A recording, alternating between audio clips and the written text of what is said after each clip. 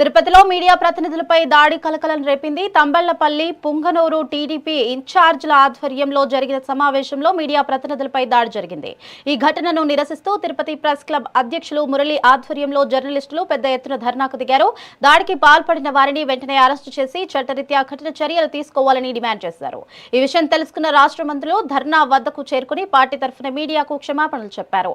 దాడికి కారణమైన వారిపై తగిన చర్యలు తీసుకుని జర్నలిస్టులకు న్యాయం చేస్తామని హామీ ఇచ్చారు.